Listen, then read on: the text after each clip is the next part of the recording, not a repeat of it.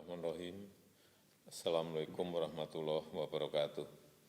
Yang saya hormati Bapak Wakil Presiden, Bapak Ibu Menteri, dan seluruh kepala lembaga.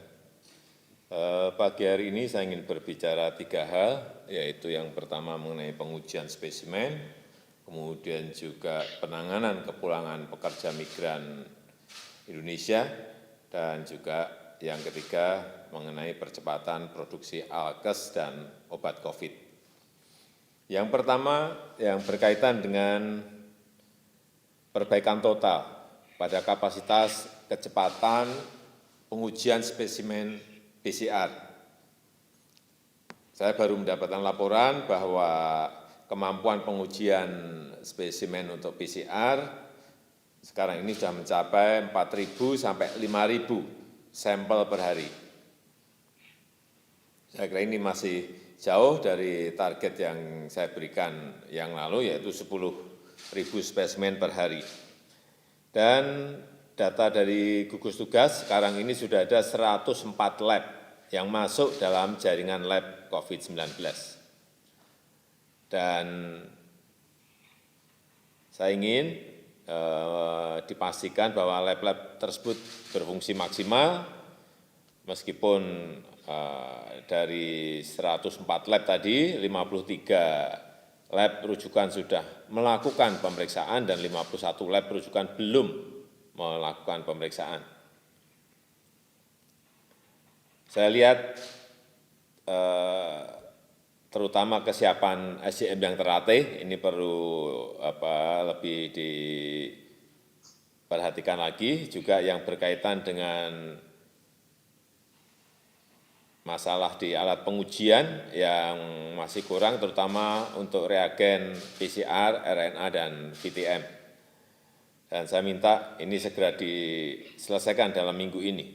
Kemudian yang kedua, yang berkaitan dengan kepulangan pekerja migran Indonesia, agar betul-betul berjalan dengan baik di lapangan. Saya juga menerima laporan bahwa pada bulan Mei dan Juni ada kurang lebih 34.000 pekerja migran Indonesia yang kontraknya akan berakhir.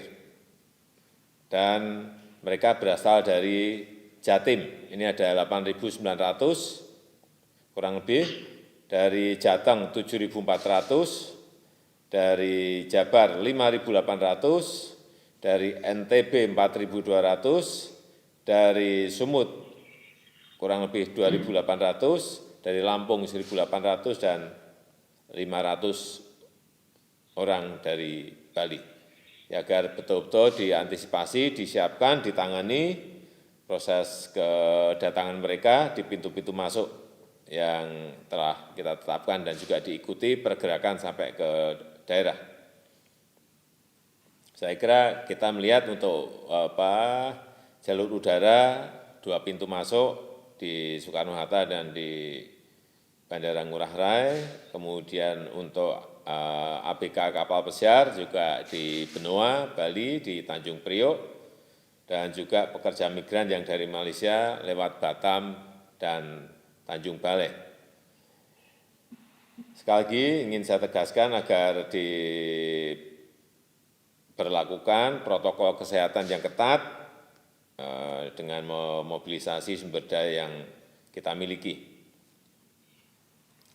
Dan juga dipastikan kesiapan tempat karantina, dipastikan rumah sakit rujukan bagi para pekerja migran kita tersebut.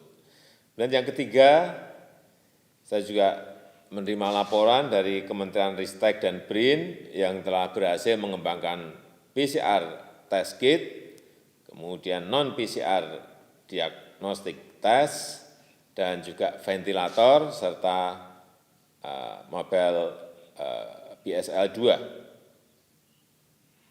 Dan saya minta ini agar inovasi-inovasi yang telah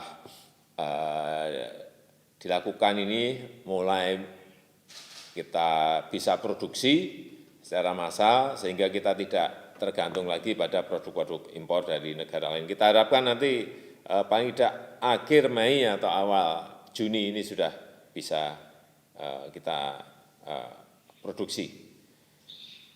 Juga saya melihat sudah ada kemajuan yang signifikan dalam pengujian plasma yang rencananya ini akan dilakukan uji klinis berskala besar di beberapa rumah sakit dan juga stem cell untuk menggantikan jaringan paru yang rusak. Kemajuan signifikan juga terjadi pada penelitian whole genome sequencing. Ini tahapan yang sangat penting dalam menuju tahap berikutnya untuk menemukan vaksin yang sesuai dengan negara kita. Saya rasa itu yang bisa saya sampaikan pada kesempatan yang baik ini, dan saya minta tadi seluruh hasil riset dan inovasi ini didukung penuh, proses-proses perizinannya dilakukan cepat dan juga disambungkan dengan industri, baik itu BUMN maupun swasta. Terima kasih.